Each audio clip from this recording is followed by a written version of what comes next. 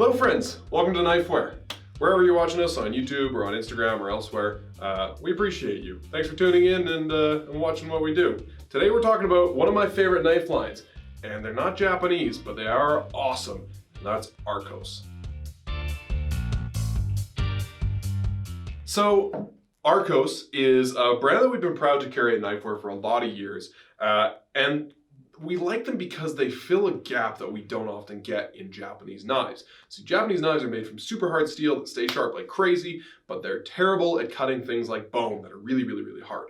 So Arcos is a brand from Spain that's been around for almost 300 years. Now they might not have the international clout of a brand like Henkel's, but they've been doing things for just as long or longer than a lot of the older European manufacturers. And if you talk to somebody about knives in Spain, Arcos is the brand that they're going to recommend, and the brand that they're probably going to have a lot of love for. They've got a lot of national pride around this company. So they started off blacksmithing knives, and of course in Spain, meat is an important part of the diet.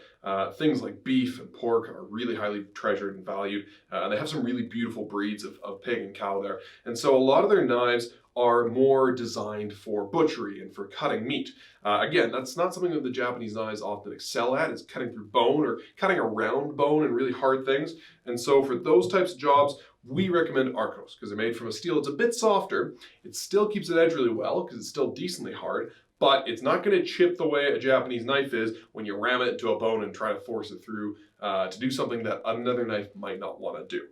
The reason we like Arcos so much is not only because they're steel, it's their commitment to their craft, it's their quality and their history, and it's the fact that they have really sustainable practices. They use a lot of renewable materials in their products. They try to reduce waste in their facility and in the actual packaging of their products. They're environmentally responsible, and we just love them. As far as the Arcos lineup goes, what we have available at Knifewear is primarily designed for butchery. Personally, I really like the cleavers from Arcos, and I have one myself.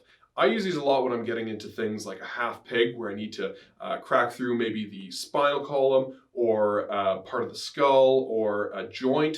That's where my Arcos cleaver comes in handy because you've got a bit of more momentum behind the blade. It's a thicker blade. It's going to fall through things more easily, so you don't need a lot of force. And again, it's a steel that's going to take more of a beating a little more easily. Now, if you like kind of a nice striking point on your cleaver for sort of cracking through bones like a pig's skull, you're going to want something that's got a little more of a point to it.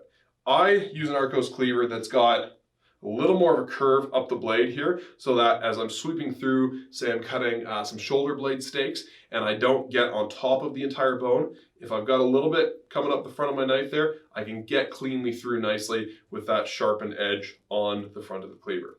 Now we've got three main sizes from them. We've got kind of a more basic lightweight one. This is great if you're getting started and you're just learning to do some butchering, if you're mostly dealing with rabbits, birds, that sort of thing. You're gonna love this guy with the rosewood handle. Getting into something a little more hefty, this is a similar size cleaver. This is probably what you think of like, the chef in The Little Mermaid. When you think of a meat cleaver, this is what most people have in mind. And it is more of a traditional style with that point on it. But more importantly, it's got a little more heft to the blade. If you're getting into things that are going to resist a little more, like a rib or a thicker bone, you're going to want a little more meat in the knife, so that when you come down, you're not having to use too much of your own power to get through and force the knife into the bone. You're relying more on the weight of the blade to do the work for you. Now, as you get to the bigger guys, these are more for doing full large-scale butchery.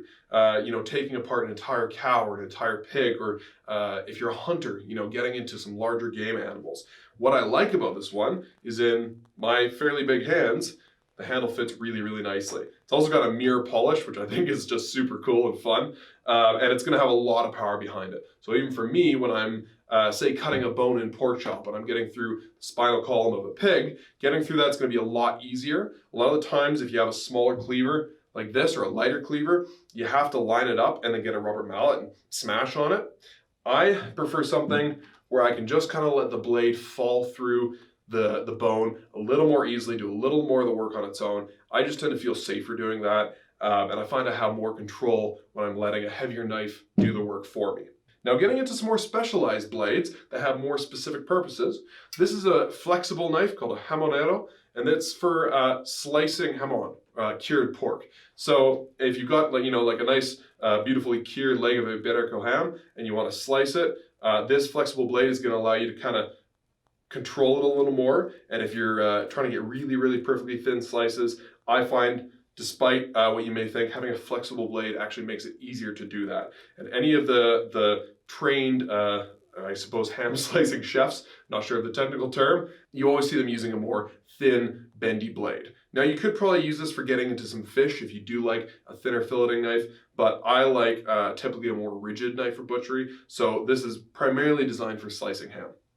Then you get into these big boys right here, which just look super fun, but they're a little more specialized. They're not necessarily going to be for the average butcher. This is called a steak cleaver. It's a style of cleaver that you would see a lot of Spanish butchers who are dealing with really, really large cattle. They're these bulls that are basically full of testosterone and get really, really huge. And so when they butcher them, they need a huge knife to get through a lot of that meat.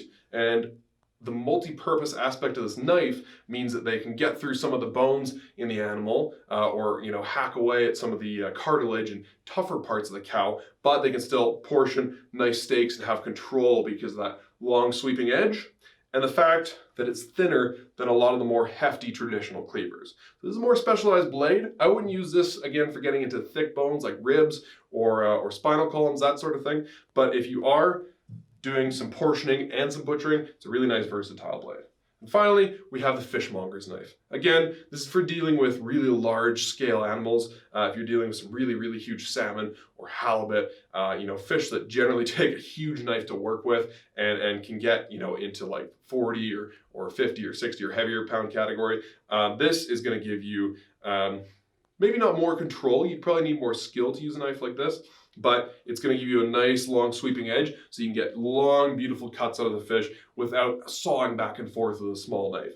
Anytime you're dealing with something really big, it's nice to have a longer blade so you can get through in 1 or 2 clean cuts as opposed to sawing back and forth and destroying the flesh of what you're cutting.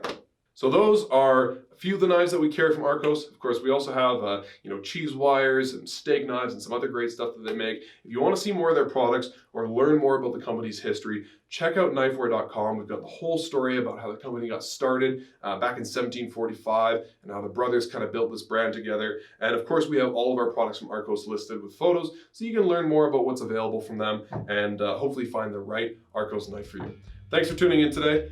If you're on YouTube, subscribe to us. If you're on Instagram, we'd love if you gave us a follow. If you want to know more about these or you have a favorite Arcos knife that you've been using, shout it out in the comments. Let us know, ask your questions, and we'd love to talk to you. And we'll see you on the next video. Thanks, folks.